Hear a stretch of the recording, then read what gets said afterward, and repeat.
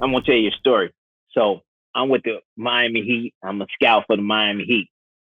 I come and see. I was always at the Big Ten games, especially because of Absolutely. Tim and all that. Hmm. I'm writing you up. I'm like, this is Miami Heat culture right here. I say Draymond Green is Miami Heat culture. We need to draft him. We need to draft him.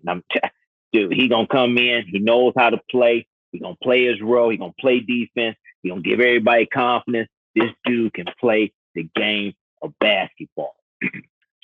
Yeah, And I Pat was appreciate that. like, I don't want him. I said, why? He never gave me a reason.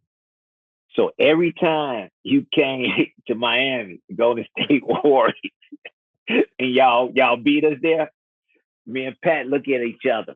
And he looked at me, he said, you bet not say that. He's not saying it loud. He's like, bet not. You bet not. He kept looking at me. I was like, I told you so. Right, right, right. And he'd be like, I said, if we would have had him and just his presence in the game and knowing the game, I'm not saying it would have been like this, but we could have won 3 in a row with LeBron. I'm talking about with LeBron, D Wade, and Chris Bosh. I I I I feel comfortable with you being on that team, coming in and doing what you're supposed to do because you was the type of Heat player That they that needed. we should have, Yeah. that we No, needed. I appreciate that. I appreciate that. You know what's crazy? OG, is Miami was one of the teams that I thought would be really high on me during the draft. And, I'm sliding in the draft. Yeah, and And I, it I was I baffled was in me. that green room. I was in the green room. I was like, It really baffled me to see the Miami Heat draft Arnett Moultrie because I'm like, draft Arnett Moultrie, like this dude had all type of character red flags when we was coming out in the draft. And, he was the upside of him as a player was insane.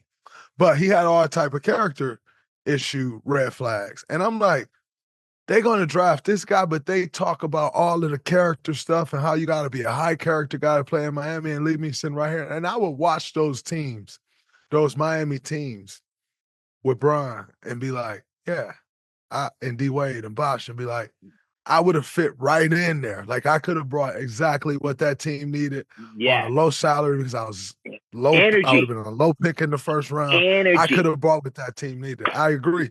I felt that way. And to see Arnett Moultrie get drafted there and have character issues, I was immediately like, oh, they not about what they say they're about. They say they're about this character and that and Heat guys. They not about what they say they're about. I'm sorry to do this, but do you remember when BD dunked on you? Yeah, everybody get dunked on. I tell everybody, everybody get dunked on. Yeah, I remember that. Shot blockers get dunked on, not point guards. Shot blockers get dunked on. I went for it. I thought I could get it. I jumped. I thought I could jump a little bit higher. You in the game, baby. You in the game. Your adrenaline flowing. Hey. Yeah. I mean, My hey, fault, OG. My fault, it OG. happens, man. It happens. It happens. That was the elbow. He remembered the elbow. That part. He got you I back. thought you He slipped. walked away like, I was going to get him back for that I elbow. thought he slipping. Yeah. I thought he slipping. No, you didn't catch me slipping. You didn't catch me slipping. I thought I could get it. But hey, my leaps wasn't as high as yours. Oh, I'm crying. Happened to the best of Man, us, man.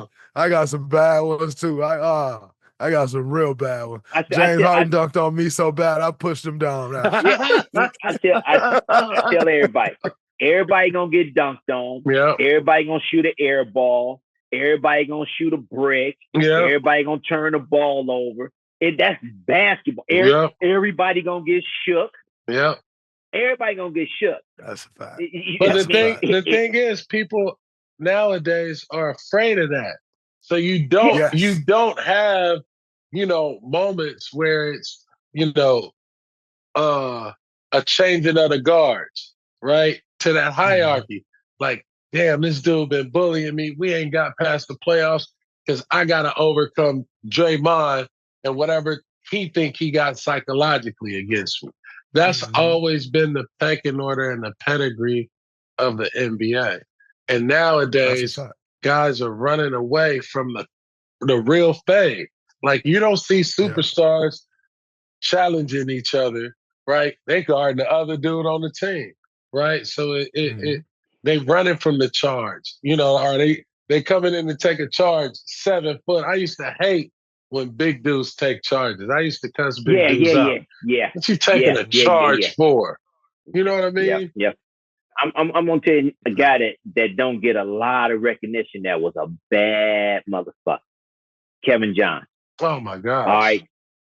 Me and Kevin Johnson, when we played against each other, I guarantee you neither one of us got a full night's sleep because we knew what was gonna go down the next day.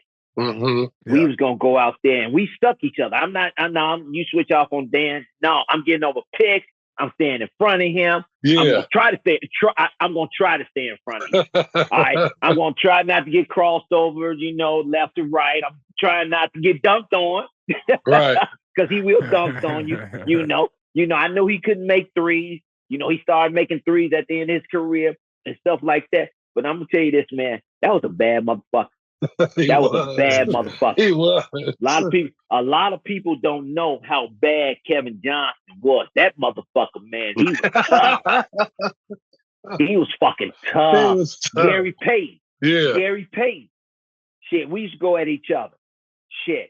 Rod Strickland don't get enough credit. Yeah. Man, Terry Porter. Yes. Some motherfuckers in the West, man, that was some dogs. Some dogs. Some straight dogs, man. A lot of people don't understand that, and we had to come with it every night, every fucking night. Yeah. Now you probably take day off. I'm not. I'm just going. It's going to be a cruise here. It's going to be a cruise there. Shit. Not in the West. Not back then. Right. Yeah. Right. Every night it was. The only night off was really like the Clippers. Back then. Well, I'm not gonna do that to my man Mark Jackson. No, because Mark was there. Mark was there when I was with the Warriors, so he was there. Okay. Okay. They was competitive. I'm not gonna do that tomorrow. They was competitive. Oh, just nobody was there. They just couldn't finish. Yeah, nobody was there. Right. They had no crowd to get them over the edge. No. They did. They was playing at USC. They was playing at USC. I'm gonna tell you something.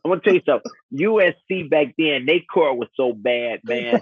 So you had to you didn't only have to have a slip knot. You had to have a wet towel. A wet towel. A wet towel. So you get some grip on there. Every time motherfuckers run past and get on their foot on a wet towel so they can get some grip.